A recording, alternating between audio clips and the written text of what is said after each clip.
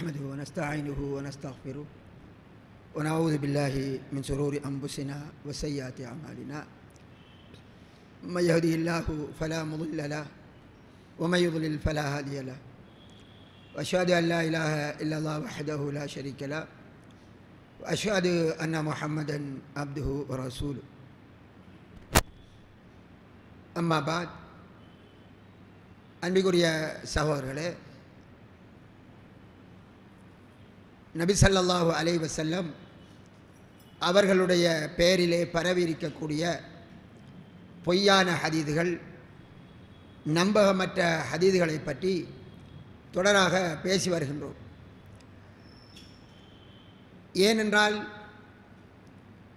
ரசூலுல்லாஹி ஸல்லல்லாஹு அலைஹி வஸல்லம் அவர்கள் மீது ஒரு பொய்யை கூறுவது அது ஏனைய மனிதர்களின் மீது பொய்யை கூறுவதை போன்று அல்ல என்பதையும் ஸல்லல்லாஹு அலைஹி வஸல்லம் அவர்கள் சுட்டிக்காட்டியிருக்கிறார்கள். அதனால்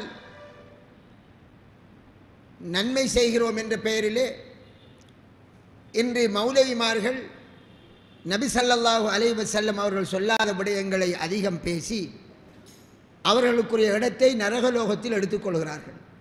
எதனால்? ரசூலுல்லாவின் மீது பொய்யான ஹதீதை கூறுவதால். அந்த பொய் வரக்கூடாது என்பதற்காகத்தான் உலகத்திலே வாழ்ந்த இமாம்கள் மிக பேணுதலாக அல்லாஹ்வை பயந்து நபி ஸல்லல்லாஹு அலைஹி வஸல்லம் அவர்கள் மீது ஒரு பொய் வரக்கூடாது என்பதற்காக நபிகளார் ஸல்லல்லாஹு அலைஹி வஸல்லம் அவர்கள் தொடர்பாக வரக்கூடிய செய்திகளை உண்மையானதா என்று ஆராய்ச்சி செய்வதற்காக நாடு நாடாக அலைந்தார்கள். அந்த இமாம்கள் அவர்கள் செய்த தியாகங்கள் வீணாகிவிடக்கூடாது.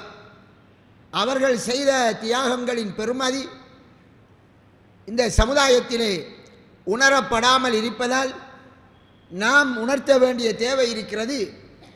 அதனால் சிலராவது பிரயோசனப்படுவார்கள். அன்று பொய்யான ஹதீதுகள் என்றே தனிய சில கிரந்தங்களை எழுதினார்கள், இட்டு கட்டப்பட்ட ஹதீதுகள். இமாம் அபுல் ஃபர்ஜ் இப்னுல் ஜௌசி ரஹ்மஹுல்லா தனிய ஒரு கிதாபை எழுதினார். இன்றைக்கு 900 வருஷத்துக்கு முந்தி ஒரு கிதாபை எழுதினார். அதை தொடர்ந்து பின்னால் வந்தவர்கள் எழுதினார்கள். அதற்கு முந்தியும் ஒரு இமாம் எழுதினார், இமாம் சாகானி என்று நினைக்கின்றேன். ஒரு இமாம் இட்டு கட்டப்பட்ட ஹதீதுகள் அவைகளை சம்பந்தப்படுத்தி எழுதி கொண்டே இருந்தார்கள். ரசூலுல்லாஹ் மீது ஒரு பொய் வரக்கூடாது என்பதற்காக. ஆனால் இந்த சமுதாயத்திலே எத்தனை கிதாபுகள் இமாம்கள் எழுதினாலும் அந்த கிதாபுகளை மௌலவிமார்கள் எடுத்து அதில் உள்ள விடயங்களை பார்க்காததாலோ அல்லது இதையெல்லாம் நாம் சொல்லுவதால் நாம் ஏன் ஒரு குழப்பத்தை ஏற்படுத்துவான் என்று அவர்கள் எண்ணியதாலோ வாயில் வந்ததெல்லாம் இன்று நபி ஸல்லல்லாஹு அலைஹி வஸல்லம் அவருடைய பெயரிலே மக்களுக்கு மத்தியிலே மார்க்கமாக சொல்லப்பட்டு கொண்டே இருக்கிறது. இது மிக பெரும் அநியாயம், ரொம்ப பெரிய அநியாயம், ரொம்ப பெரிய பாவம். ஃபமன் அவ்லமு மிம்மன் இஃப்தரா அலல்லாஹி கதிபா. அல்லாஹ்வின் மீது பொய் கூறுபவனை விட மிக பெரும் அநியாயக்காரன் வேறு யார் என்று அல்லாஹ் கேட்கிறான். அல்லாஹ்வின் மீது பொய் கூறுவதும், அதாவது அல்லாஹ் சொல்லாததை சொன்னதாக மார்க்கமாக சொல்லுவதும், அல்லது ரசூலுல்லாஹி ஸல்லல்லாஹு அலைஹி வஸல்லம் அவர்கள் சொன்னதாக சொல்லுவதும் இரண்டும் ஒன்று. எந்த அடிப்படையில்? ரசூலுல்லாஹி ஸல்லல்லாஹு அலைஹி வஸல்லம் அவர்கள் அல்லாஹ் அறிவித்ததைத்தான் மார்க்கமாக சொல்வார்கள். வமா யந்திகு அனில் ஹவா இன் ஹுவ இல்லா வஹய் யூஹா. நபி ஸல்லல்லாஹு அலைஹி வஸல்லம் அவர்கள் தன்னுடைய மனோ இச்சைப்படி பேச மாட்டார்கள். அது அல்லாஹ்விடமிருந்து அறிவிக்கப்படக்கூடிய செய்தியாகவே தவிர இல்லை என்கிற அடிப்படையில் ஸல்லல்லாஹு அலைஹி வஸல்லம் அவர்களை சொல்லுமாறே அல்லாஹு தஆலா சொல்லிவிடுகிறான். ஆக அன்பிற்குரிய சகோதரர்களே, எனவேதான் நபி ஸல்லல்லாஹு அலைஹி வஸல்லம் அவர்கள் மீது ஒரு பொய் வரக்கூடாது என்பதற்காக அந்த இமாம்கள் பாடுபட்ட அதே தொடரிலே நாம் இந்த தொடர் பேச்சை பேசி வருகிறோம். அந்த அடிப்படையில் இன்றைய தினம் சூரத்துல் வாக்கியா இதை ஓதுவதால் வரக்கூடிய பலன்கள், சூரத்துல் வாக்கியா இதை ஓதுவதால் வரக்கூடிய பலன்கள் என்று குறிப்பாக ஒன்றை சொல்வார்கள். என்ன சொல்வார்கள்? சூரத்துல் வாக்கியாவை ஓதி வந்தால் வறுமை வராது. உண்மையிலே ரசூலுல்லாஹி ஸல்லல்லாஹு அலைஹி வஸல்லம் அவர்கள் சொல்லியிருந்தால் அது நல்ல விஷயம், அதை எடுக்கத்தான் வேணும், அதில் மாற்று கருத்து கிடையாது. ஆனால் ரசூலுல்லாஹி ஸல்லல்லாஹு அலைஹி வஸல்லம் அவர்கள் சொல்லவில்லை என்றால் அதை ரசூலுல்லாஹி ஸல்லல்லாஹு அலைஹி வஸல்லம் அவர்கள் சொன்னதாக சொல்வது நாம் நரகத்திற்கு போவதற்கு காரணமாக ஆகிவிடும். நாங்கள் மதரிசாவில் ஓதுகின்ற காலம், எங்களது மதரிசாவிலே சூரத்துல் வாக்கியாவை வறுமை வரக்கூடாது என்பதற்காக ஓதச் செல்வார்கள். அந்த நடைமுறை இன்றும் பல மதரிசாக்களில் இருக்கிறது. அதை ஓதி வருகிறார்கள். அதனால் சூரத்துல் வாக்கியா பெரும்பாலும் பாடமாகிடும்.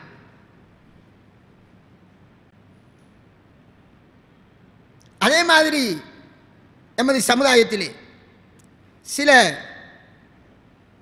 தௌவா செய்யக்கூடிய அமைப்புகள், அவர்கள் லைஃபான ஹதீது சஹீஹான ஹதீது என்ற வேறுபாடு இல்லாமல் எல்லாவற்றையும் மக்களுக்கு மார்க்கமாக சொல்லி வருவதால் அவர்களும் அதை ஓதுகின்ற வழக்கத்தை கொண்டிருக்கிறார்கள் என்பதை நான் சொல்லாமல் நீங்கள் அறிவீர்கள்.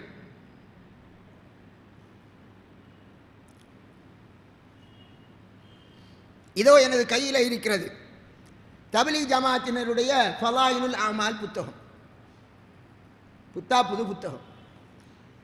இதிலே தொழுகையின் சிறப்பு, தப்லீகின் சிறப்பு, குர்ஆனின் சிறப்பு, திக்ரின் சிறப்பு, சஹாபாக்களின் சிறப்பு என்று நிறைய இருக்கிறது.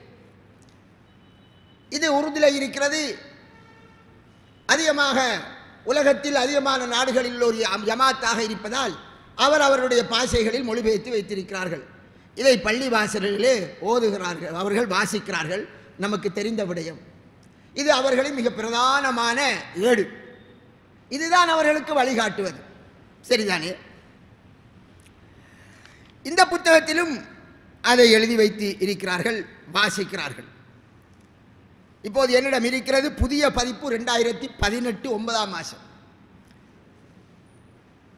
ஏன் நான் இதை எடுத்தேன்? சென்ற சில வாரங்களுக்கு முந்தி சூரத்துல் யாசீன் சம்பந்தமாக பேசியிருந்தேன். அதற்கு முந்தி ஆதம் அலைஹிஸ்ஸலாம் அவர்கள் ரசூலுல்லாஹி ஸல்லல்லாஹு அலைஹி வஸல்லம் பொருட்டினால் துஆ கேட்டதால் தான் அவருடைய பாவம் மன்னிக்கப்படுது என்று இந்த தாலீம் புத்தகத்திலே எழுதி வைத்திருக்கிறார்கள் என்று கூட சொன்னேன். அந்த ஹதீஸ் இட்டுக்கட்டப்பட்ட ஹதீஸை கூட இந்த புத்தகத்தில் எழுதி வைத்திருக்கிறார்கள் என்று சொன்னேன். அதற்கு கமெண்ட்ஸ் எழுதிய சிலர், உங்களால் 4-5 ஹதீஸை அப்படி காட்ட முடியுமா எங்களுடைய புத்தகத்தில் இருக்கிறது என்று சொல்றீர் தப்லீக் ஜமாத்தில்? அப்படி கிடையவே கிடையாது என்று சொன்னார். உங்களால் காட்ட முடியாது. தப்லீக் ஜமாத்தின் வாசிக்கக்கூடிய இந்த புத்தகத்தில் அப்படியெல்லாம் இட்டுக்கட்டப்பட்ட ஹதீஸ்கள் இல்லை என்று ஒரு வாதாட்டமாக சொன்னார்கள். அதனால் நான் இந்த புத்தகத்தில் நான் சொல்லக்கூடிய அந்த இட்டுக்கட்டப்பட்ட ஹதீஸ்களை சொல்லுகிற போது தப்லீக் ஜமாத்தினர்களுடைய புத்தகத்தில் உள்ளதை நான் எடுத்து சொல்லியாவது மக்களுக்கு உணர்த்த வேண்டி இருக்கிறது. அப்பானவர்கள் நம்புவார்கள் என்பதால் நான் அதையே எடுத்திருக்கிறேன். என்னிடமுள்ள புத்தகத்தில் 318வது பக்கம். عن ابن مسعود رضي الله عنه قال قال رسول الله صلى الله عليه وسلم من قرأ سورة الواقعة في كل ليلة لم تصبه فاقة أبدا وكان ابن مسعود أمر بناته يقرأن بها كل ليلة رواه البيهقي في الشعب என்று இதை எழுதி வைத்திருக்கிறார்கள். என்னையாம், யார் ஒருவர் சூரத்துல் வாக்கியாவை ஒவ்வொரு இரவும் மோதி வருகிறாரோ அவருக்கு வறுமை ஒருபோதும் ஏற்படாது. இப்னு மஸ்ஊத் ரலியல்லாஹு அன்ஹு அவர்கள் அவருடைய பெண்புல பிள்ளைகளுக்கு ஒவ்வொரு இரவு மோதுவதற்கு ஏவுவர்களாக இருந்தார்கள். ஆதாரம் ஷுஅபுல் ஈமான். நீங்கள் என்ன நினைப்பீங்க? ஆதாரம் போட்டுத்தான் இருக்கு ஷுஅபுல் ஈமான் பைஹக்கிய கிதாபு. அப்போ ஆதாரம் என்றால் கிதாபில் வந்துட்டு என்றால் அது ஆதாரம் என்று நம்புறதானே பாமர மக்கள் தானே. அது மட்டுமல்ல, என்ன சொல்றாரு விளக்க உரை. சூரத்துல் வாக்கியாவினுடைய சிறப்புகளை பற்றியும் பல ஹதீஸ்களில் கூறப்பட்டுள்ளது. ஓர் அறிவிப்பில் சூரத்துல் ஹதீஸ், சூரத்துல் வாக்கியா, சூரத்துல் ரஹ்மான் ஆகிய மூன்றையும் மோதி வருவர் ஜன்னத்துல் ஃபிர்தௌஸில் இடம்பெறக்கூடியவர்கள் அழைக்கப்படுவார் என்று வந்துள்ளது. மற்றொரு அறிவிப்பில் சூரத்துல் வாக்கியா சீமாந்தனத்தை வழங்கிவிடும் சூறாவாகும், அதனை நீங்களும் மோதுங்கள், உங்களுடைய குழந்தைகளுக்கும் கற்றுக் கொடுங்கள் என்றெல்லாம் கூறப்பட்டுள்ளது. இந்த மாதிரி செய்திகள் எல்லாம் சொல்லப்பட்டிருக்கு. அன்புக்குரிய சகோதரர்களே, நாங்கள் இபாதத்தை குறைக்கிறோம் என்று எங்கள் மீது பழியை போடுவார்கள். ரசூலுல்லாஹ் சூரத்துல் பக்கராவை ஓதச் சொன்னார்கள், அதை ஓதுங்கள். சூரத்து ஆல இம்ரான் மர்மை நாளையில் உங்களுக்காக சூரத்துல் பக்கராவும் ஆல இம்ரானும் உங்களுக்கு மேலே நிழல் கொடுத்துக்கு வரும் என்று ஆதாரமான ஹதீஸில் சொல்லப்படுகிறது, அதை ஓதுங்கள். சுமார் 280 வசனத்துக்கு மேற்பட்ட வசனங்கள் உள்ள சூரத்து பக்கரா ஓதி பாருங்கள், அதை சொல்கிறோம். சரி, இப்ப இதற்கு வருவோம். இது சம்பந்தமாக இது ஆதாரமானதா என்று ஆய்வு செய்தால் இதோ என்னிடம் இருக்கிறது லிசானுல் மீசான். இந்த கிதாபை நான் முந்தியும் எடுத்துக்கு வந்திருக்கேன். யாருக்குரிய கிதாபு? இமாம் இப்னு ஹஜர் அஸ்கலானி ரஹ்மஹுல்லாஹ். எல்லா மௌலைமார்கள் இந்த தாலீம் புத்தகத்தை எழுதிய ஷேகாக இருக்கட்டும், இந்த தாலீம் புத்தகத்தை அங்கீகரித்திருக்கக்கூடிய அனைத்து மௌலைமார்களும் ஏற்றுக்கொண்ட இமாம் தான் இமாம் இப்னு ஹஜர் அஸ்கலானி ரஹ்மஹுல்லாஹ். அவருடைய கிதாப் லிசானுல் மீசான். அறிவிப்பாளர்கள், நம்பகமற்ற அறிவிப்பாளர்களை பற்றி பேசுகிற போது இதிலே இந்த செய்தியை இப்ப வாசித்தேன். ஒரு செய்தி, இந்த செய்தியை அப்துல்லா இப்னு மசூத் ரலியல்லாஹு அன்ஹு அவர்களிடமிருந்து அபு லபியா என்ற ஒருவர் கேட்டதாக, அது சிலதில் அபு தையிபா என்று வருகிறது, சிலதில் அபு ஃபாத்திமா என்று வருகிறது. இதொன்று இவர் கேட்டதாக. சரி, அவரிடமிருந்து அபு சுஜா கேட்டதாக, சிலதில் சுஜா கேட்டதாக என்று சில இப்படி ஒவ்வொரு கிரந்தங்களை மாறுபட அறிவிப்பாளர்களை பற்றி எழுதப்பட்டிருக்கிறது. சரி, இவர்கள் நம்பகமானவர்களா என்பதை பற்றி இந்த அறிவிப்பாளர், இந்த குறிக்கப்பட்ட ஹதீஸை பற்றி பேசியவர்கள் தெளிவாக இதிலே இமாம் இப்னு ஹஜர் அஸ்கலானி ரஹ்மத்துல்லாஹி அவர்கள் ஒரு பெரும் பாடமே நடத்துகிறார். சரி, நான் அதுக்குள்ள போறதுக்கு முந்தி இன்னொன்றையும் சொல்லிக்கொள்றேன். இந்த சூரத்துல் வாக்கியா சம்பந்தமான பல சிறப்புகள் சொல்லப்பட்டிருக்கிறது. அதில் அந்த அப்துல்லா பின் மசூத் ரலியல்லாஹு தொட்டு வரக்கூடிய ஒரு செய்தி இமாம் இப்னு பஷ்ரான் அவர்களுடைய அமாலி என்ற கிதாபில் வருகிறது. அப்துல்லா பின் மசூத் ரலியல்லாஹு அவர்கள் சோமில்லாமல் போயிட்டாங்க, நோயாளியாக போயிட்டாங்க. உஸ்மான் பின் அஃபான் ரலியல்லாஹு அவர்கள் அவரை நோய் விசாரிக்க போகிறாங்களாம். அப்போ அவரிடத்தில் நோய் விசாரிக்கிற நேரம் அவர், நான் என்னுடைய பாவத்தை பற்றி தான் நான் பயப்படுறேன் என்று, தன்னுடைய பாவம் அப்படித்தானே, ஒரு அல்லாஹ்வை பயந்தவர்கள் என்னுடைய நிலைமை என்னவாகும் என்று சஹாபி பயப்படுறாராம். அதை பற்றி எதை விரும்புகிறேன் என்று கேட்டபோது, என்னுடைய ரப்பினுடைய அருளை நான் ஆசிக்கிறேன். மரண நேரம், கடும் வருத்தமான நேரத்தில் மனிதன் ரப்புடைய ரஹமத்தை கூடுதல் ஆதரவு வைக்க வேண்டும். அப்போ உஸ்மான் ரலியல்லாஹு அன்ஹு ஆட்சியாளர் இருக்கிறார். அவர் கேட்கிறாராம், நான் டாக்டரை வைத்தியரை வர சொல்லட்டுமா என்று கேட்கிறாராம். அதுக்கு அப்துல்லா பின் மசூத் ரலியல்லாஹு என்ன சொன்னாங்களாம், வைத்தியர் தான் இப்போ எனக்கு நோயை தந்தவர். ஆறு நோயை அல்லாஹ் தான் தந்திரி. அதான் அவர் சொல்லார், வைத்தியர் தான் என்னை நோயாளி ஆக்கியிருக்காரு என்று. அப்போ அவர் கேட்கிறாராம், உங்களுக்கு எதையாவது தர்மம், உங்களோட தேவை நிறைவேற்றத்திற்காக ஏதாவது கொடுப்பதற்கு நான் கட்டளை இடட்டுமான்னு கேட்டாங்களாம். அப்போ எனக்கு எந்த தேவையும் இல்லை என்று. இல்லை, உங்களோட பொம்பளை பிள்ளைகளுக்கு அது உதவியாக இருக்கும் தானே என்று இவர் சொன்னார். அப்போ அவர் கேட்குறாராம், என்னுடைய பொம்பளை பிள்ளைகளுக்கு வறுமை வந்துடும் என்று நீங்கள் பயப்படுறீங்களா என்று கேட்டுட்டு சொன்னாராம், இன்னி அமர்த்து பராத்தி ஐயக்ரான குல்ல லைலத்தின் சூரத்தல் வாக்கியா, என்னுடைய பொம்பளை பிள்ளைகளை ஒவ்வொரு இரவும் சூரத்துல் வாக்கியாவை ஓதுமாறு நான் கட்டளை இட்டிருக்கேன். ரசூலுல்லாஹ் சொல்ல செவியுட்டேன், யார் சூரத்துல் வாக்கியாவை ஓதுவார்களோ அவர்களுக்கு வறுமை ஒருபோதும் ஏற்பட மாட்டாது என்று ரசூலுல்லாஹி ஸல்லல்லாஹு அலைஹி வஸல்லம் அவர்கள் சொல்ல செவியுட்டிருக்கேன் என்று சொன்னார்கள் என்று இந்த ஹதீஸி இது பதியப்பட்டிருக்கு. கேட்டால் நல்லா இருக்கா இல்லையா? ஆனால் இந்த செய்தியை பற்றி தெரியாது. இந்த செய்தி, இந்த சம்பவத்தோடு வர இந்த செய்திகள் எல்லாம் யார் வாராரு? நான் சொன்ன அபு தய்யிபா என்கிறவர் தான் அப்துல்லா பின் மசூதை தொட்டு அறிவிக்கார். அவர்கிட்ட இருந்து இந்த அபு ஷுஜா என்கிறவர் அறிவிக்கார். சரி, அது இருக்க இன்னொரு செய்தி இருக்கிறது. அது எப்படி என்றால், இப்னு அப்பாஸ் ரலியல்லாஹு அன்ஹு சொன்னாங்கன்ற செய்தி இருக்கு. இப்போ நான் முதல் சொன்ன ஹதீஸ் அதை கொஞ்சம் விரிவாக பார்க்கணுன்றதுக்காக நம்ம கடைசியாக பார்ப்போம். ஷோர்ட்டா சிலதை பார்த்துட்டு போவோம். இமாம் இப்னு இராக் அவர்களுக்கு தன்ஜீஹு ஷரீஆ என்று இட்டுக்கட்டப்பட்ட ஹதீஸ்களை பற்றி ஒரு கிதாப், அதிலேயும் அவர் கொண்டு வராரு. நான் இப்போ சொல்ல ஹதீஸு என்ன ஹதீஸ் என்றால், சூரத்துல் வாக்கியாவை ஓதினவருக்கு வறுமை ஒருபோதும் ஏற்பட மாட்டாது. அதே மாதிரி லா உக்ஸிமு பியௌமில் கியாமா என்ற சூரத்தை ஒவ்வொரு இரவிலும் ஓதினவர் மறுமை நாளையில் அவருடைய முகம் பௌர்ணமி இரவில் சந்திரன் எப்படி பிரகாசமாக இருக்குமோ அதே போன்ற நிலையில் அல்லாஹ்வை சந்திப்பார் என்று ஒரு ஹதீஸ். இது இமாம் சுயூத்தி, நான் ஏற்கனவே சொன்னேன், 10ஆம் நூற்றாண்டில் வாழ்ந்த ஷாவி மதுஹபை ஏற்றுக்கொண்ட, ஷாவி மதுஹபுடைய அனைத்து உலகத்தில் எல்லா இமாம்களும் ஏற்றுக்கொண்ட அவரே அவருடைய தெய்லுல் அஹாதீஸில் மௌதுஆ இட்டுக்கட்டப்பட்ட ஹதீஸ்கள் என்ற அந்த கிதாபிலே இந்த செய்தியை கொண்டு வந்துட்டு என்ன சொன்னார்ண்டா, இதனுடைய அறிவிப்பாளரில் அஹமத் அல் யமாமி என்றொரு வாரார். அவர் ஒரு கஸ்ஸாப். என்ன கஸ்ஸாப் என்றா?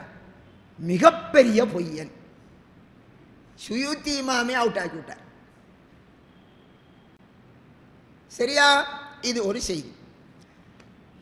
அப்ப பொய்யன் ஒருவன் ரசூலுல்லாஹ் மீது சொன்ன செய்தி ஒன்று வந்துட்டு, இரண்டாவது செய்தி அதையும் சொல்றேன். என்ன நிறைய செய்தி சூரத்துல் வாக்கியாவோடு சம்பந்தப்படுத்தி வருது. நிறைய ஹதீஸ் இருக்கட்டா என்ன செய்வோம், ஒதுவன் தானே. சரி,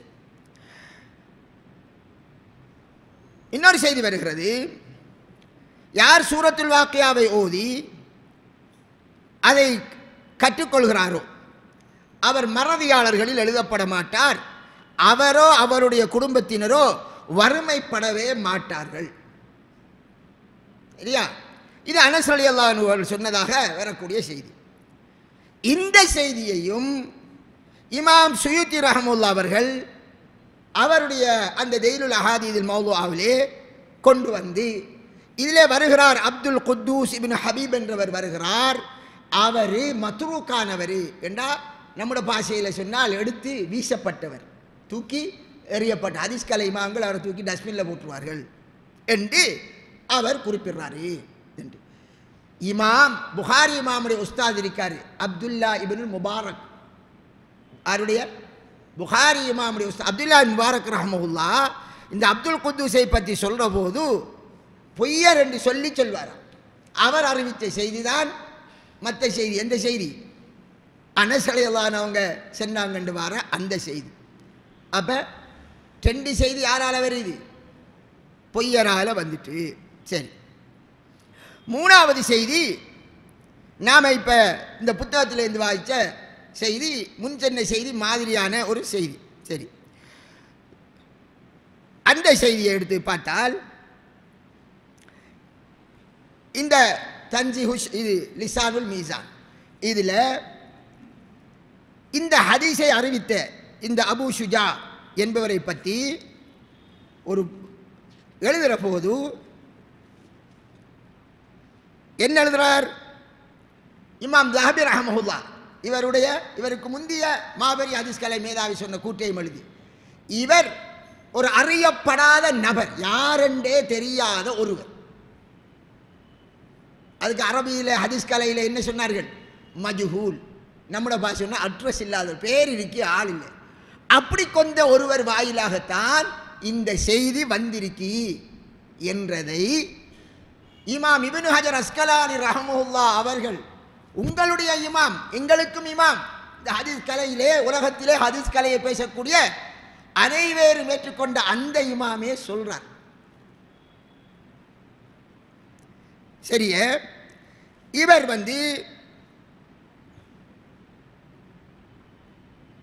இவர் ஒரு அறிவிப்பில் ஷுஜா என்ற வார்த்தை வருகிறது. ஷுஜா என்றவர் அறிவித்தார். இன்னொரு அறிவிப்பில் அபு ஷுஜா. அப்ப இவர் ஷுஜாவா அபு ஷுஜாவா என்று நான் ஒரு பெரிய ஒரு ஆய்வு செய்தேன். ஆறு சொல்லார், இப்னு ஹஜர் அஸ்கலானி ரஹ்மத்துல்லாஹி சொல்றாரு, இவர் அபூ சுஜாதான் என்று அவர் சொல்லி இந்த செய்தியை பற்றி பேசுகிறார். சரியானே? முதலாவது. ரெண்டாவது, இந்த அபூ சுஜாவினுடைய ஆசிரியர் அவர் யாரும் கேட்ட அபு தையிபா என்றொருத்தர். அவர் தான் இப்னு மசூத் ரலியல்லாஹு அன்ஹு இருந்து இந்த செய்தியெல்லாம் அறிவிக்கிறவர். இப்னு மசூத் ரலியல்லாஹு அன்ஹு இருந்து இந்த செய்தியெல்லாம் அறிவிக்கிறவர். அவர் வந்து பேர் சில அறிவிப்புகளை அபு தையிபா என்று வருகுது, சிலதில் அபு லபியா என்று வருகுது. இதனால் இதை பற்றியும் அவர் ஒரு ஆராய்ச்சி செய்கிறார். சரியா? சிலதில் வந்து அபு ஃபாத்திமா என்று வருகுது. எது எப்படியோ நான் இதை பற்றி ஆய்வு செய்தேன். அவர் இமாம் ஆறு இப்னு ஹஜர் அஸ்கலானி ரஹ்மத்துல்லாஹி அவர்கள் அவரை ஆய்வு செய்தார். சரியானே? இவர்களுக்கெல்லாம் நம்மளுக்கு ஹதீஸ் கலையை போதித்த ஆரம்பகால இமாம் அபு ஹாத்தம் அர்-ராஸி. நான் ஏற்கனவே சொல்லியிருக்கேன், 3ஆம் நூற்றாண்டு 4ஆம் நூற்றாண்டில் இந்த ஹதீஸ் கலையை பாதுகாத்து அறிவிப்பாளர்களுடைய பற்றிய தனி கிதாபை எழுதிய அந்த இமாம் தாரகுத்னி அவர்கள் என்ன சொன்னார்கள் என்றால், இது அபு தையிபா என்பவர் தான் அவர் என்று சொல்லிட்டு இவரை பற்றி எந்த தரவும் கிடையாது. இவரும் என்ன, இமாம் இப்னு ஹஜர் அஸ்கலானி ரஹ்மத்துல்லாஹி அவர்கள் இவரும் அன்னஹு மஜ்ஹூலுன் லா யூரஃபு இஸ்முஹு, இவரும் மஜ்ஹூலானவர் தான். இவரும் மஜ்ஹூல் என்ன, யாரென்று இனங்காணப்படாத நபர். ஒரு பெரிய ஒரு டீப்பான விளக்கம் போகுது. இதை பற்றிய தரவு தேவைப்படக்கூடிய மௌலைமார்கள் இந்த லிசானுல் மீசான் என்ற கிதாபை எடுத்து பார்த்து மக்களுக்கு சொல்வதற்காக அதில் உள்ள முக்கியமான பாயிண்டை மட்டும் தான் நான் சொல்றேன். நாம் ஏற்றுக்கொண்ட அந்த இமாம்களே இந்த அறிவிப்பாளர் ஏற்றுக்கொள்ள முடியாதவர். இமாம் பைஹக்கி அவரே சொல்லியிருக்கார் இவர் மஜ்ஹூல் என்று. ஏன் இமாம் பைஹக்கி என்று விழித்து சொல்றேன், அவரும் ஷாஃபி மத்ஹப்.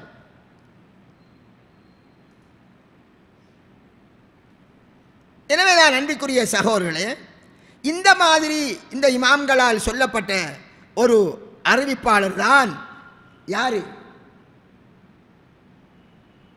இந்த இப்னு மசூத் ரலியல்லாஹு இருந்து இந்த செய்தியை அறிவிக்க கூடியவர். அப்ப பொய்யர்களால் ஊடாக வந்த செய்தி, பொய்யான ஒரு அறிவிப்பாளூடாக வந்த செய்தி ஒரு பக்கம், யாரென்றே அட்ரஸ் இல்லாதவர்கள் தெரியாதவரால் வந்த செய்தியை தான் இந்த தாலீம் புத்தகத்தில் எழுதி வைத்து ஒவ்வொரு நாளும் பள்ளி வாசலில் வாசித்து நாங்கள் மக்களுக்கு ஆசையூட்டி மக்களை இபாதத்தின் பக்கம் பழக்கிறோம் என்றால் நல்ல விஷயம். இபாதத்தின் பக்கம் பழக்கிறது நல்ல விஷயம். அதுக்காக ரசூலுல்லாஹி ஸல்லல்லாஹு அலைஹி வஸல்லம் அவர்கள் மீது பொய் கூறுவது நல்ல விஷயமா? நீங்கள் அறியாமல் சொல்றீர்கள். கேட்டால் என்ன சொல்வார்கள், இதை எழுதிய அறிஞரை பற்றி தெரியுமா? ஜக்கரியா மௌலானா அங்க கூடியவர், அவர் மௌத்தாகி மன்னரையில் இருக்கிறார். அல்லாஹ் அவருடைய பாவங்களை மன்னிக்க வேண்டும். அவர் ஒரு ஹனை மதுஹபிலே பிரசித்தமான அறிஞர், அவருக்கு அல்லாஹ் அருள் செய்ய வேண்டும். மௌத்தாகி விட்டார்கள். நாம் அவர்களை பற்றி பேசவில்லை. அவர் எழுதி வைத்தால் அப்ப இவர் யார்? இப்னு ஹஜர் அஸ்கலானி. இந்த இமாம் இப்னு ஹஜர் அஸ்கலானி அறிவில் உச்சமானவரா? ஜக்கரியா மௌலானா உச்சமானவரா? இமாம் தஹபி உச்சமானவரா? ஜக்கரியா மௌலானா உச்சமானவரா? என்ன சொல்வேன்?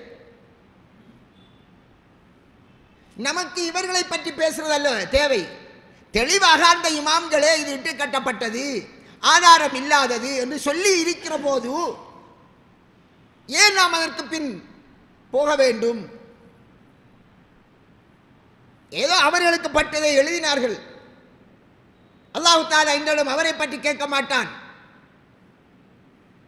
அவரை பற்றிய கேள்வி எனக்கு இருக்கா? இல்லை.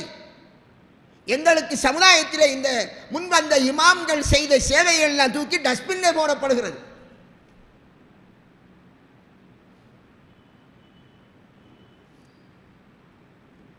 நம்புகிறார்கள். இதில் இருக்கிற 100% உண்மையான நம்புகிறார்கள். சரி, இந்த ஜமாத்தை எத்தனை மௌலைமான் இருக்கிறார்கள்?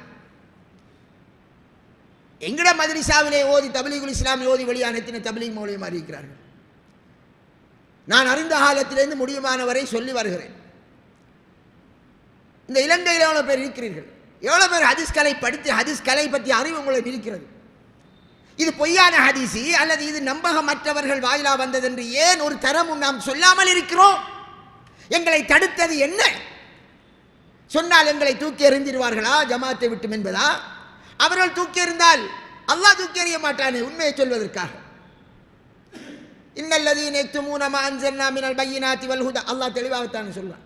தெளிவான ஆதாரங்கள், அத்தாட்சிகள், நேர்வழியான விடயங்களில் வேதத்தில் அல்லாஹ் இறக்கி வைத்ததை யார் மறைக்கிறார்களோ சொல்லாமல் அவர்கள் மீது அல்லாஹ்வின் சாபம் உண்டாகும். அதை அல்லாஹ் குர்ஆனிலே சுட்டி காட்டுகிறான். அப்போ இந்த இமாம் இப்னு ஹஜர் அஸ்கலானி அவர்கள் எவ்வளவு எழுதி வைத்திருக்கிறார்கள், இமாம் ஸஹபி எவ்வளவு எழுதி வைத்திருக்கிறார்கள் பாருங்கள். இந்த ஹதீஸ் சம்பந்தமாக எத்தனையோ கிரந்தங்களில் ஆய்வு செஞ்சு எழுதி வைத்திருக்கிறார்கள். நான் சிலதை சொல்கிறேன். ஒன்றை சொன்ன தன்சீஹு ஷரீஆ, இது இட்டுக்கட்டப்பட்ட ஹதீஸ்களை பற்றி இமாம் இப்னு இராக் அவர்கள் எழுதியது. அதில் இந்த ஹதீஸ்களை சுட்டி காட்டுகிறார்கள். ஷாவி மதபுடைய முக்கியமான இமாம் சுயூத்தி அவர்கள் எழுதி வைத்திருக்கிறார்கள்.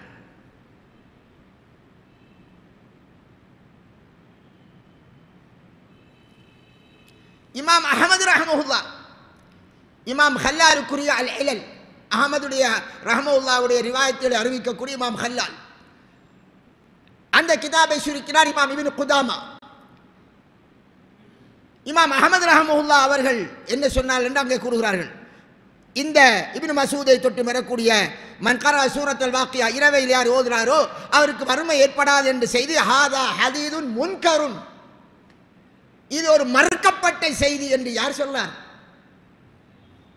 யாருங்க? இமாம் அஹமது ரஹ்மஹுல்லா. அல் இலல் முத்தனாஹியா, இமாம் அபுல் ஃபர்ஜ் இப்னுல் ஜௌசி அவருக்குரிய கிதாப், ஹதீஸ்களிலே உள்ள மறைவான குறைகளை எடுத்து சொல்லக்கூடிய கிதாபு, 900 வருடத்துக்கு முந்தி எழுதப்பட்ட கிதாபு. அதில் இந்த ஹதீஸை கொண்டு வரார். கொண்டு வந்துட்டு என்ன சொன்னார்? இமாம் அஹமது சொன்னார், இது ஒரு முன்கரான ஹதீஸ், இதில் வரக்கூடிய ஷுஜாவும் சரி என்பவரும் எங்களுக்கு தெரியாது, இவரை நான் அறிய மாட்டேன் என்கிறார். ஆனால் சரி என்கிறவரை மற்றவர்கள் தெரிந்து வைத்திருக்கிறார்கள். ஆனால் அவன் ஷுஜா என்கிறவர் என்று பெயர் வருகிறது. நான் ஏற்கனவே சொல்லிவிட்டேன், சில அறிவிப்பில் அபு ஷுஜா என்று வருகிறது. எப்படியோ அவருடைய ஆசிரியர் அவரும் அறிமுகம் இல்லாதவர், தெரியாதவர். இமாம் ஷௌகானி ரஹ்மஹுல்லா அல் ஃபவாயிதுல் மஜ்முஆ பில் அஹாதீஸில் மௌதுஆ அவர் எழுதி வைத்திருக்கிறார். இட்டு கட்டப்பட்ட ஹதீஸ் என்று எழுதின கிதாபு இமாம் ஷௌகானி.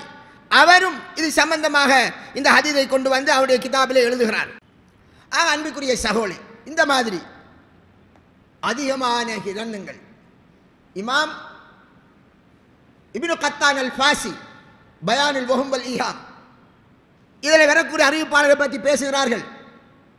இவர்கள் யாரென்றே தெரியாதவர்கள், இவர்கள் ஏற்றுக்கொள்ள முடியாதவர்கள் என்பதை பற்றி பேசுகிறார்கள். இனி எத்தனை இமாம்கள் எழுதி வைத்திருக்கிறார்கள்? இவ்வளவு இமாம்கள் எல்லோரும் எழுதி வைத்ததை தள்ளி வைத்துவிட்டு ஏதோ ரசூலுல்லாஹி ஸல்லல்லாஹு அலைஹி வஸல்லம் அவர்கள் சொன்னார்கள் என்று கிரந்தங்களில் வந்தது, அரபு கிரந்தத்தில் வந்தது என்பதை எல்லாம் எடுத்து குர்ஆனின் சிறப்பு, அது மாதிரி தொழுகையின் சிறப்பு, அது மாதிரி திக்ரின் சிறப்பு, அதில் ஆதாரமான செய்தியும் இருக்கு.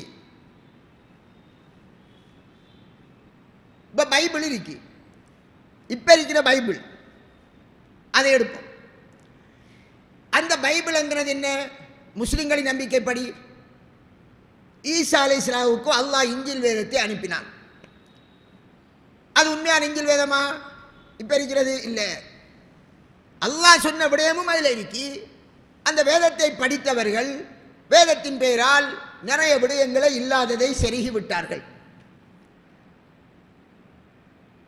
அதனால் அதில் எல்லாத்தையும் நாம் நம்பலாமா?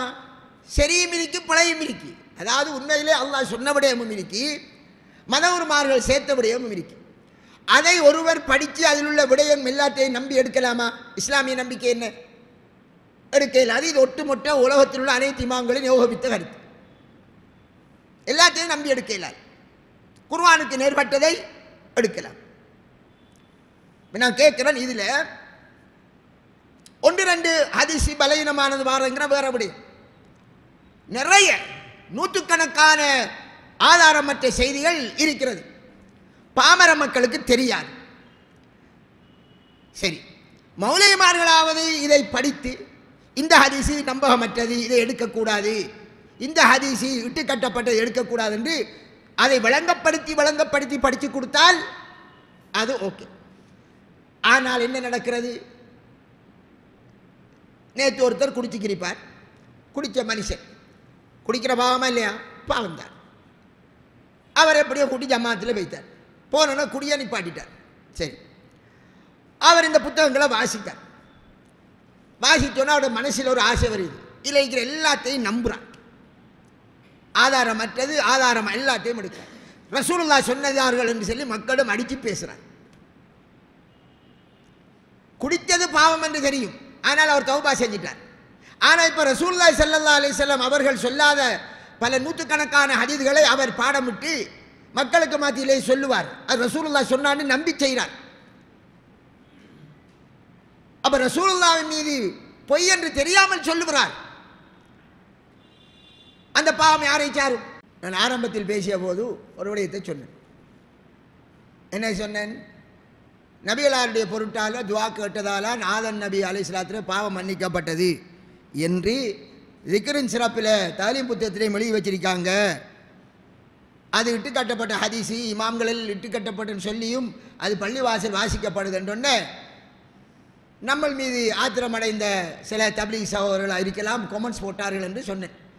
அப்படி காட்டேல்மான் இதோ பாருங்க, இது ஃபலாயில் அமால் கிதாப் இந்த புத்தகத்தில் 527ஆம் பக்கம், ஹதீதன் 28, லவ்லாக்க லவ்லாக்க லமா ஹலக்துல் அஃப்லாக்க.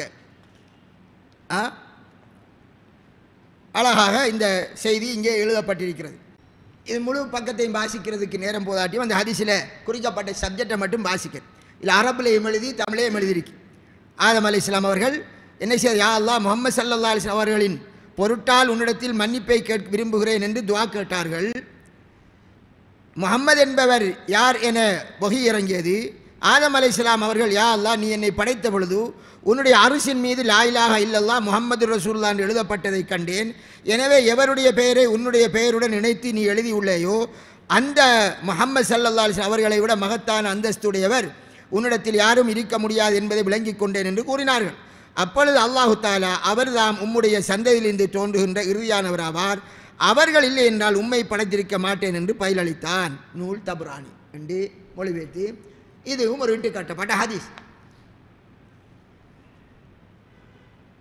சகோதரர்களே, இந்த மாதிரி மக்கள், அதை அறியாத மக்கள் இதெல்லாம் ரசூலுல்லாஹ் சொன்ன என்று சொல்லி இருந்தால் இமாம் புகாரி, இமாம் அஹ்மதி, இமாம் முஸ்லிம், உலகத்தில் வாழ்ந்த இமாம்கள் எல்லாரும் நபிகளாரின் மீது ஒரு பொய் பரவக்கூடாது என்று பாடுபட்ட அந்த முயற்சி வேஸ்டாயிருமே. நீங்கள் இந்த மாதிரி வந்ததையெல்லாம் ரசூலுல்லாஹ் மீது சொல்லிக் கொண்டிருந்தால் அவர்களுடைய தியாகம் எங்கே? ஏன் ரசூலுல்லாஹ் மீது ஒரு பொய்யான ஹதீஸ் சொல்லப்படக்கூடாது என்று பள்ளி வாயில்களை ஆக்கிரமித்திருக்கக்கூடிய இந்த அமைப்பினருக்கு புரிவதில்லை. எனக்கு நான் அதில் இருந்தவன் தான், எனக்கு அந்நேரமே என்ற மனசு கேட்கல. அதுதான் நான் வெளியிறங்கிறதுக்கான அடிப்படை காரணம். ரசூலுல்லாஹ் சொன்னார்கள். எப்படி பயந்தார்கள் சஹாபாக்கள் நபிகளாரின் மீது ஒரு ஹதீஸை சொல்லுவதற்கு, எப்படி அச்சப்பட்டார்கள். ஏற்கனவே அதை பற்றி சொல்லி இருக்கிறேன். இது சொல்ல போது என்ன சொல்வார்கள்? கேட்கிறார்கள், சில அறியாதவர்கள் கேட்கிறார்கள். என்ன கேட்கிறார்கள்? அப்போ இமாம்கள் இடத்துக்கு இப்படியான லைவான செய்தியெல்லாம் பதிவு வைத்திருக்கிறார்கள், அது பதிவு செய்யாமல் இருந்திருக்கலாம் தானே. அப்போ இப்படி கேட்டோன்னு அதானே என்று அது விட மாதிரி இமாம்கள் அந்த ஹதீஸ்களை பதிவு செய்கிற போது அந்த இமாம்கள் எனக்கு இப்படி ஒரு செய்தி வருகிறது, அவர் இன்னாரிடம் கேட்டார், அவர் இன்னாரிடம் இப்படி அந்த செய்தி வந்த வழியை சொல்லிவிட்டு சிலருக்கு நான் இதை ஆய்வு செய்து விட்டேன், இது ஓகே என்று சொன்னார்கள். சிலருக்கு ஆய்வு செய்வதற்கு அவர்களுக்கு காலம் கிடைக்கவில்லை. ஆய்வு செய்கிற பொறுப்பாக யாருடைய பொறுப்பு? ரசூலுல்லாஹ் மீது ஹதீஸை சொல்லுகிறவருடைய பொறுப்பு. அந்த பொறுப்பை இந்த கிரந்தங்களை படிக்கக்கூடிய உலமாக்கள் மீது சுமத்தி விட்டு சென்றார்கள், மரணித்தார்கள். அதனால் அவர்கள் அல்லாஹ் எடுத்து தப்பிடுவார்கள். என்னிடத்தில் ஒருவர் ஒரு செய்தியை சொல்றார். அந்த செய்தியை பொய்யான செய்தி அறிக்கலாம். நான் அவடம் கேட்கிறேன், உங்களுக்கு யார் சொன்ன? இன்னார் சொன்ன. அவர் இன்னாடம் கேட்டாம், அவர் அந்த நிகழ்ச்சி நடந்த இடத்துல இருந்தாம் என்று சொன்னார். நான் இப்போ என்ன சொல்றேன், அந்த செய்தியை இன்னொருவருக்கு சொல்ல போது நான் எப்படி சொல்லணும்? எனக்கு இன்னார் சொன்ன, அவர் இன்னாரிடம் கேட்டு, அவர் இன்னார், அவர் இன்னாரிடம், அவர் இன்னாரிடம், இப்படியாம எனக்கு ஒரு செய்தி வந்திருக்கு. இப்படி ஒரு செய்தி வந்திருக்கு, உண்மையா பொய்யா தெரியும். இதான் ஒரு செய்தியை சொல்ல முறை. அதனால தான் உலகத்தில் எத்தனையோ வேத புத்தகங்கள் இருக்கும், மார்க்கத்தின் பெயரால் எத்தனையோ மதங்கள் எழுதியிருப்பார்கள். ஆனால் இஸ்லாம் மார்க்கத்தில் எழுதப்பட்ட, ரசூலுல்லாவை தொட்டும் எழுதப்பட்ட அனைத்து புத்தகங்களிலும் இமாம்கள் எழுதிய புத்தகங்கள், 2ஆம் நூற்றாண்டு, 3ஆம் நூற்றாண்டு, 4ஆம் நூற்றாண்டு, 5ஆம் நூற்றாண்டு, ரசூலுல்லாஹ் 5ஆம் நூற்றாண்டில் உள்ள ஒருவர் ஒரு ஹதீஸை ரசூலுல்லாவை தொட்டும் சொன்னார் என்றால், இமாம் அபுல் ஃபர்ஜ் இப்னு ஜௌசியா இருக்கட்டும், இமாம் இப்னு அசாக்கிர் தாரீஹ் திமஷ்க், மிக பெரும் கிரந்தம் என மதிசாவில் இருக்கு. எப்படி எழுதுவார்? அவருக்கும் ரசூலுல்லாவுக்கும் இடையிலே எத்தனை பேர் வருகிறார்களோ, இன்னாரை தொட்டு மின்னார், இன்னாரை தொட்டு மின்னார், இன்னாரை தொட்டு மின்னார், அவர்கள் சொல்ற போது என்னென்ன வார்த்தை சொன்னார்கள், நேரடியாக கேட்டார் என்ற வார்த்தை சொன்னாரா, அல்லது இன்னொருவரின் ஊடாக கேட்டார் என்ற வார்த்தை சொன்னாரா, சந்தேகத்துக்குரிய வார்த்தை சொன்னாரா என்றெல்லாம் அப்படியே எழுதி வைத்து விட்டு மௌத்தாகிவிட்டார். அந்த கிதாபை விரித்தால் எங்களுக்கு வேலை வச்சிருக்காங்க அந்த இமாம்கள். இதில் வார ஒவ்வொரு அறிவிப்பாளரையும் ஒரு செய்தியை 5ஆம் நூற்றாண்டில் எழுதப்பட்ட கிதாபில் உள்ள ரசூலுல்லாவை தொட்டும் வந்த ஒரு செய்தியை நாங்கள் வெரிஃபை பண்ணுவதற்கு ரசூலுல்லாஹ் வரையும் உள்ள 10-12 அறிவிப்பாளர்கள் அவர்களை ஆய்வு செய்யணும், அவருடைய நம்பகத்தன்மையை பார்க்கணும். அந்த செய்தி வேற யாரும் வேறு கிரந்தங்கள் எழுதியிருக்காங்களா என்று பார்க்கணும். ஒருவருக்கொருவர் முரண்பாடா சொல்லி இருக்காங்களா, நேர்பாடா சொல்லியிருக்காங்க என்று பார்க்கணும். அதில் ஒரு பொய்யர் அல்லது மறதியாளர் அல்லது கூட்டி குறைச்சி செல்றவர் இப்படி இருக்காரெல்லாம் பார்த்து ஆய்வு செஞ்சதுக்கு பிறகுதான் அது உனக்கு 2 மாசமாகவும் ஆகலாம் ஒரு செய்தி ஆய்வு செய்யறதுக்கு. அதுவரை ரசூலுல்லாஹி ஸல்லல்லாஹு அலைஹி வஸல்லம் சொன்னார்கள் என்று சொல்வது அனுமதி கூட அனுமதி இல்லை, பாவம், குற்றம், நரகத்துக்கு போறது காரணமாயிடும். சும்மா செல்லையில அருமை ரசூலுல்லாஹி ஸல்லல்லாஹு அலைஹி வஸல்லம் அவர்களுடைய விடயத்திலே ஒரு விஷயத்தை சொல்வது. ஆனால் தான் ஸல்லல்லாஹு அலைஹி வஸல்லம் சொன்னார்கள், நீங்கள் உங்களுக்கு இடையில் பொய் சொல்வதை போன்று அல்ல என் மீது பொய் சொல்வது. ஏனென்றால் என் மீது பொய் சொல்வது யார் சொல்வானோ அவனுக்கு ஒரு இடத்தை அவன் நரகலோகத்தில் எடுத்துக்கொள்ளட்டும் என்றார்கள். அவ் கமா கால அலைஹிஸ்ஸலாம். பொய் என்று கருதப்பட மன் ஹத்தஸ பி ஹதீஸின் யுரா அன்னஹு கதிபுன் ஃபஹுவ அஹதுல் கஸாபீன் எச்சரிக்கிறார்கள். இது பொய் என்று கருதப்படக்கூடிய ஒரு செய்தியை என்னை தொட்டும் யாராவது சொன்னால் அவன் பொய்யர்களில் ஒருவன். இது பொய். எத்தனை இமாம்கள் சொல்லிவிட்டார். அதுக்கு பிறகு எங்களுடைய ஹசரத் எழுதியிருக்கிறார், எங்களுடைய ஷேக் எழுதியிருக்க, எங்களுடைய முஃப்தி பயான்ல சொன்னார், ஆதாரமான ஹதீஸா என்று அந்த நேரம் கொஞ்சம் ஒரு 35-40 வருஷத்துக்கு முந்தி பார்க்க முடியாமல் இருக்கலாம். இப்ப அழகாக அல்லாஹ்வை பயந்தால் நடுநிலைமையோடு ஆய்வு செய்யறதுக்கான கல்வி களம் இருக்கிறது, கிரந்தங்கள் இருக்கிறது. எனவே என் அன்பிற்குரிய சகோதரர்களே, தப்லீக் சகோதரர்கள் என்ன எண்ணுகிறார்கள், இவர் கடும் கோபத்தில் பேசுறாரு. என்ன பண்ணுறார்கள், இவருக்கு அமீர் பதவி கேட்டாராம், அதுக்கு கொடுக்கலையாம், அதுக்குத்தான் அதிலிருந்து வெளியிறங்கி பேசுறாராம். நான் ஆங்காங்க இயக்கங்கள் அமீர் என்று உருவாக்கி வைத்து ரசூலுல்லாஹி ஸல்லல்லாஹு அலைஹி வஸல்லம் அவர்கள் அமீர் என்ற வார்த்தையை இஸ்லாமிய ஆட்சியாளருக்குத்தான் பாவித்தார்கள். அதுதான் ஆதாரமான ஹதீஸில் வருகிறது. நீங்கள் குட்டி குட்டியாக இயக்கங்களை உருவாக்கி ஆங்காங்கே எல்லா இயக்கங்களுக்கு அமீர் என்று வைத்திருப்பது அது பிழை, அது மார்க்கத்தில் இல்லாதது, அது ஒரு பித்அத் என்று எப்ப தப்லீகிலிருந்து வெளியான காலத்திலிருந்து பேசி வருகிறேன். இந்த ஜமாத்துல் முஸ்லிமின் என்று ஏற்றாலையில் இருந்த அந்த ஜமாத் 93ஆம் ஆண்டு என்னை வந்து இஸ்லாத்துக்கு கூப்பிட்டார்கள். வீட்டை வந்து என்னிடத்தில் வந்து அழகாக இருந்து 3 சகோதரர்கள் வந்து என்ன வார்த்தை சொன்னார், மௌலவி நீங்கள் இஸ்லாத்துக்கு வாங்கும், இப்படியே அழகாக தெளிவாக சொன்னார். நீங்கள் எல்லாம் இஸ்லாத்துக்கு வந்தால் பிரச்சாரம் செய்கிற நீங்கள் இஸ்லாத்துக்கும் உங்களால் பிரயோசனம் பெறும் என்று. அதான் இந்த அமீர் ஜமாத். அமீருக்கு பையா செய்யவில்லை என்றால் அவன் காபீர் என்று. அப்போ அதை கொஞ்சம் டீப்பாக உழுபட்டோம். அதுக்கு பிறகு நிறைய அபீர கோட்டைக்குள்ளெல்லாம் போய் அல்ஹம்துலில்லாஹ் பிரச்சாரம் செய்தோம். எத்தனையோ பேர் அல்ஹம்துலில்லாஹ் இதிலிருந்து வெளியிறங்கி நேர்வழி பெற்று விட்டார்கள். அல்லாஹ்வுக்கே எல்லா புகழும் வலில்லாஹ் அல்ஹம்து. அன்பிற்குரிய சகோதரர்களே, നിങ്ങൾക്ക് எந்த கோபமும் எனக்கு கிடையாது. ரசூலுல்லாஹ் மீது நீங்கள் செலவழிக்கிறீர்கள். உண்மையிலே தியாகம் செய்கிற ஒரு ஜமாத்தண்ட எது? யாருங்க? சிலர் சொல்வார்கள் அவர்களுக்கு காசு வருதுண்டு, தபிலி ஜமாத்துக்கு அந்த இந்த காசு ஒன்றும் பாருங்கள், சொந்த காசில் தான் அவர் போவார்கள். ஆஸ்திரேலியாவுக்கு போனாலும் சரி தான், கனடாவுக்கு போனாலும் சொந்த காசுலாம் போகிறேன். நானும் வருஷம் போக அந்த 90ஆம் ஆண்டு 20,000 எனக்கு செலவழிஞ்சது, ஒரு வருஷம் போன காலம். சொந்த காசுலாம் போகிறேன். இஸ்லாத்தை ஆயாத்தாக்கணுமென்று தான் போகிறார்கள். அவங்களுக்கு தெரிஞ்ச பெற்றன்ல. ஆனால் அறியாமல் பாமர மக்கள் சொல்லுகிறார்கள். ஆனால் நாம் அவர்கள் மீது அனுதாபப்படுகிறோம், கவலைப்படுகிறோம். அல்லாஹ்வை பயந்து கொள்வோம்.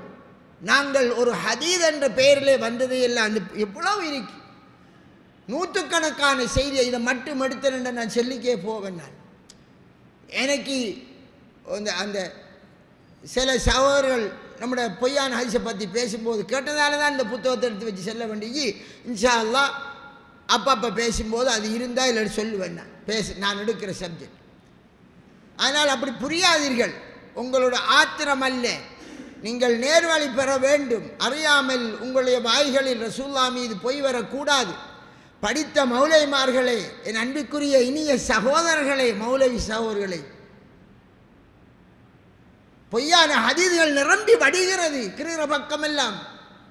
நீங்கள் அறிந்திருந்தும் ஏன் சொல்லாமல் இருக்கிறீர்கள்? ஹதீஸ் கலை விதியை அறிந்திருக்கிறீர்கள், ஆனால் அதை கடைப்பிடிக்காமல் இருக்கிறீர்கள். இன்ஷா அல்லாஹ் என்னுடைய இந்த உரை ஏற்கனவே நான் பேசியிருக்கிறேன். ஏதோ 1-2 பேரில் ஒரு மாற்றத்தை ஏற்படுத்தலாம் என்ற ஒரு நப்பாசையுடன் நான் சொல்லிக் கொண்டிருக்கிறேன். அல்லாஹ் பேசிய எனக்கும் உங்களுக்கும் நல்லவர்கள் பாலிப்பானாக. சூரத்துல் பக்ராவை அதிகம் மோதுங்கள். சஹீஹான ஹதீஸ் புகாரியில் வருகிறது. அன்றும் சொல்லிவிட்டேன், ஷைத்தான் அந்த வீட்டை விட்டு விரலுகிறான். இந்த காலத்தில் ஓதை பழக்குங்கள். சூரத்து ஆல் இம்ரானை ஓத பழக்குங்கள். முழு குர்ஆனை மோதுங்கள். தனியே சூரத்துல் யாசினுக்கோ, தனியே சூரத்துல் வாக்கியாவிற்கோ, தனியே சூரத்துல் முல்கு என்று தெரியானே, அதை இன்ஷா அல்லாஹ் பேச வேண்டி வரும். ஆதாரமான ஹதீஸ்கள் இல்லை என்பதை இந்த சந்தர்ப்பத்தில் கூறிக்கொள்கிறேன். வாஹிரு தாவானா அல்ஹம்துலில்லாஹி ரப்பில் ஆலமீன்.